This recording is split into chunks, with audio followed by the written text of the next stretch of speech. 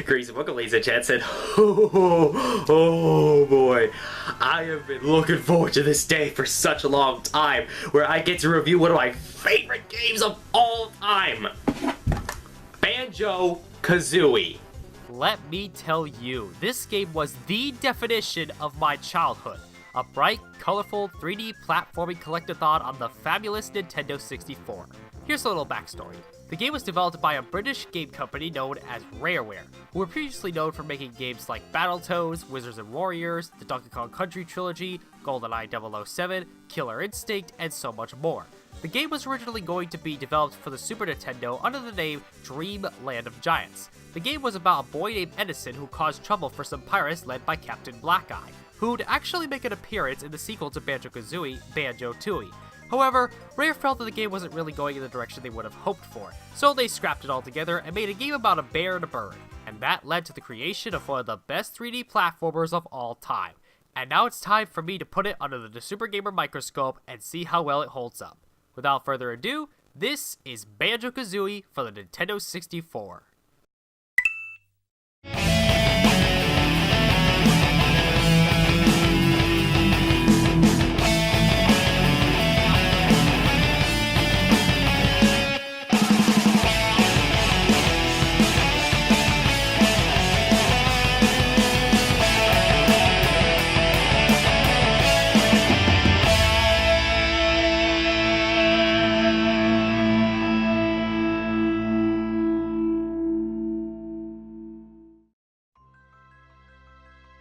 The game starts with a glimpse of an evil, rhyming witch named Gruntilda, asking her pot who is the prettiest, which the pot replies that the prettiest one is Banjo's sister, Tootie. Gruntilda does not like this news and sets up to kidnap Tootie and make her ugly, and make herself look beautiful. Kazooie, Banjo's bird friend who lives in his backpack, wakes up the bear to rescue his sister from the clutches of Gruntilda's saltiness.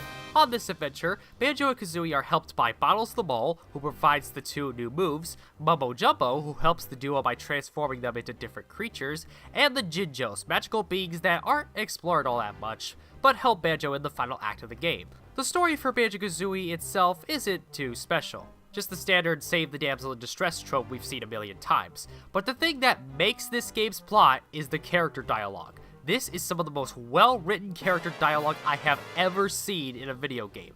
It's so witty and full of funny quirks to always give me a laugh.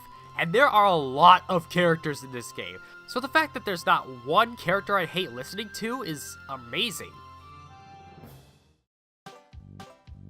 Being a Nintendo 64 game and all that, sure it's gonna look dated by today's standards, but for a game released in 1998, it's my favorite looking Nintendo 64 game of all time. The environments, the textures, the models, everything about this game graphically is on freaking point.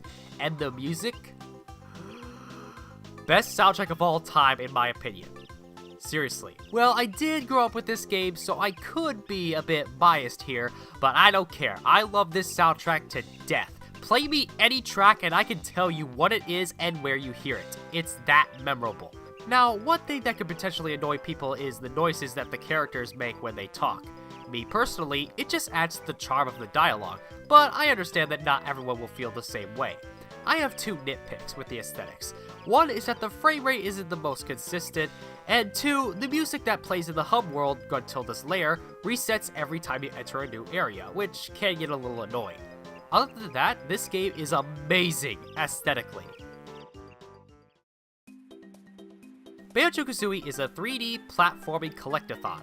Heck, it's probably the game that defined the genre. You travel through 9 different worlds, collecting as much crap as you can. The main MacGuffin you'll want to get are the jigsaw pieces, or as they're more commonly known as, jiggies. Getting jiggy with it.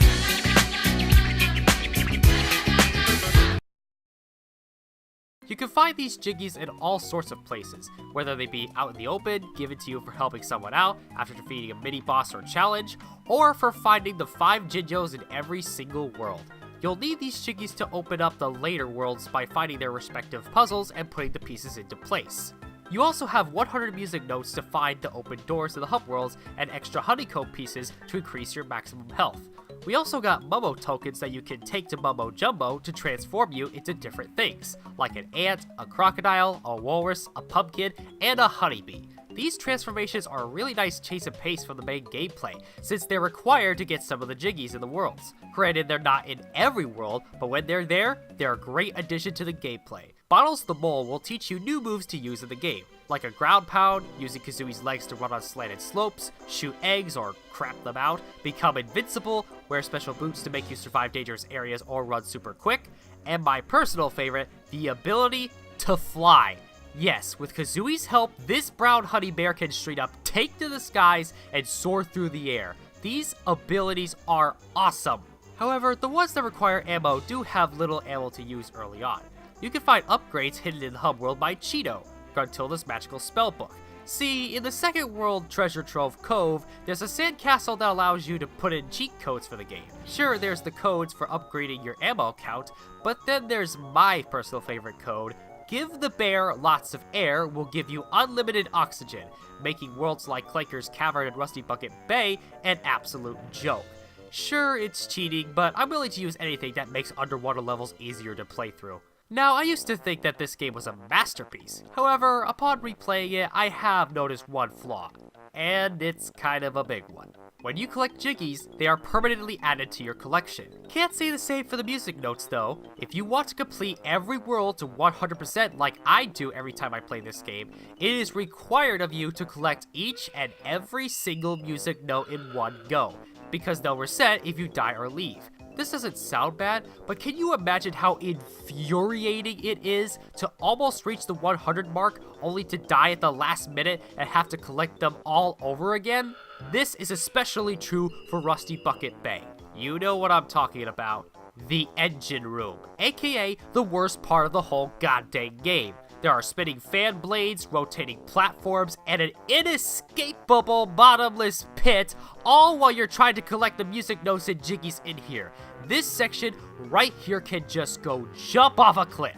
But other than that, there's nothing else I could say is wrong with this game. 99% of the time, I was having a blast replaying this amazing game from my childhood. And now it's time for the spoilers section. Ah, spoiler alert!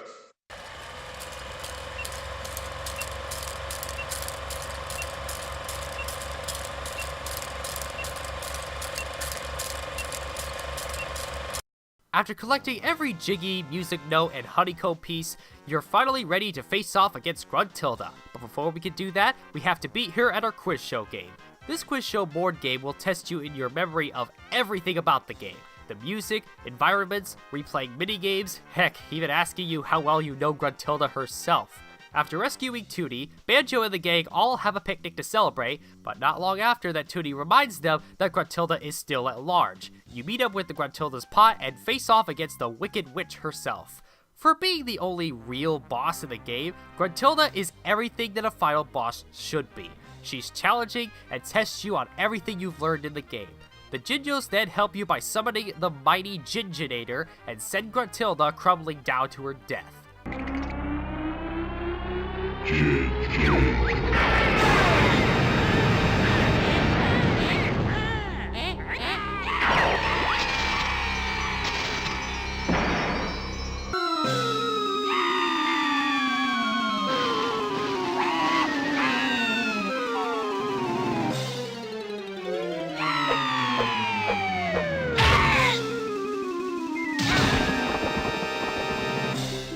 Dang, what a way to go. So Banjo and the gang all go to celebrate for real this time, and this is straight up human woman in a bikini. Why and how is she here? Anyway, if you beat the game 100%, Momo Jumbo will reveal some photos of secrets you missed, which can only be accessed by playing the sequel, Banjo-Tooie. And to this day, I have yet to play that game. One day. Overall, Banjo-Kazooie, while I now see some of the problems with it, is still as good as it is when I first played it, and it will always be in my heart. While it's not quite my favorite game of all time, it is definitely a close second. I'm going to give Banjo-Kazooie a 5 out of 5. Until then, I'm the Super Gamer, and